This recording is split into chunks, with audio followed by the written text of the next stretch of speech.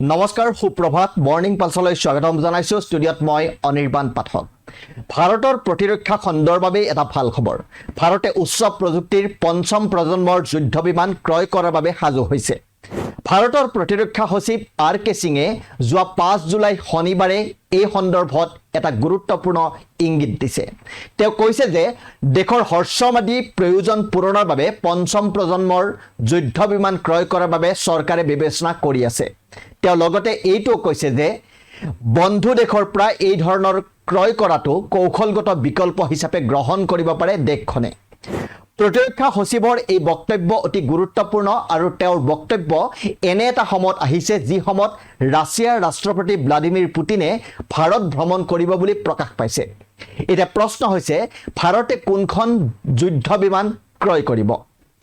ভাৰতে নিজাকৈ advance medium combat aircraft অৰ্থাৎ চমুকৈ AMCA পঞ্চম প্ৰজন্মৰ যুদ্ধ বিমান নিৰ্মাণ কৰি আছে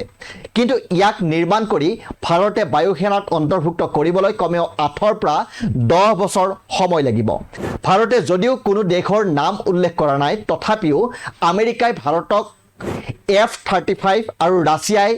Su-57 পঞ্চম প্ৰজন্মৰ বিমান আগবঢ়াব বুলি প্ৰকাশ পাইছে কিন্তু ভাৰতে ৰাছিয়াৰ Su-57 নে আমেৰিকাৰ পৰা F-35 ক্ৰয় কৰিব বিচাৰে সেয়া এতিয়াও প্ৰকাশ পোৱা নাই মস্কোৱে Su-57 যুদ্ধ বিমানক বিশ্বৰ অন্যতম উন্নত যুদ্ধ বিমান বুলি গণ্য কৰে Su-57 হৈছে টুইন ইঞ্জিনৰ multi role stealth jet supersonic speed উন্নত এভিয়নিক্স আৰু ইলেক্ট্ৰনিক যুদ্ধ ক্ষমতাৰে সজ্জিত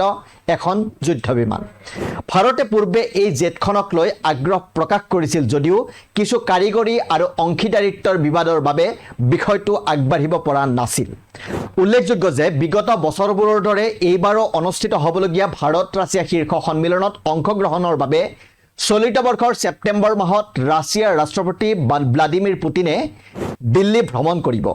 বহু প্ৰতিৰক্ষা বিশেষজ্ঞৰ মতে যেতিয়ালৈকে ভাৰতৰ এডভান্স মিডিয়াম কম্বেট এয়াৰক্ৰাফ্ট উৰণৰ বাবে সাজু নহয় তেতিয়ালৈকে চীন আৰু পাকিস্তানৰ ক্ৰমবৰ্ধমান বায়ুশক্তিৰ মাজত ভাৰসাম্যতা ৰক্ষাৰ বাবে তাৎক্ষণিক অন্তৰ্বৰ্তীকালীন সমাধানৰ প্ৰয়োজন আছে বিশেষকৈ যদি ৰাছিয়াই প্ৰযুক্তি হস্তান্তৰ বা মেক ইন ইণ্ডিয়া কাৰ্যসূচীৰ ব্যৱস্থাৰ অধীনত নমনীয়তা দেখুৱায় তেন্তে Su-57ৰ দৰে প্লেটফৰ্মে ভাৰতক এই অন্তৰ্বৰ্তীকালীন সুবিধা প্ৰদান কৰিব পাৰে ৰাছিয়াই Su-57 যুদ্ধ বিমানৰ প্ৰযুক্তি ভাৰতলৈ হস্তান্তৰ কৰাৰ লগতে চৰ্চ কোড গতাই দিয়াৰ প্ৰস্তাৱ দিছে ৰাছিয়াই ভাৰতক প্ৰস্তাৱ দিছে যে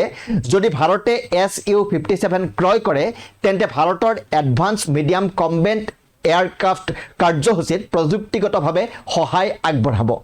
প্ৰতিৰক্ষা বিশেষজ্ঞসকলৰ মতে ভাৰতৰ দৰে দেশৰ বাবে পঞ্চম প্ৰজন্মৰ যুদ্ধ বিমান এতিয়া কেৱল প্ৰযুক্তিয়েই নহয় কৌশল আৰু ভূ ৰাজনীতিৰো প্ৰশ্ন ইয়াৰ লগত জড়িত হৈ আছে আপোনালোকে চাই আছিলে মৰ্নিং পালছ আপোনাৰ দিনটো শুভ হওক ধন্যবাদ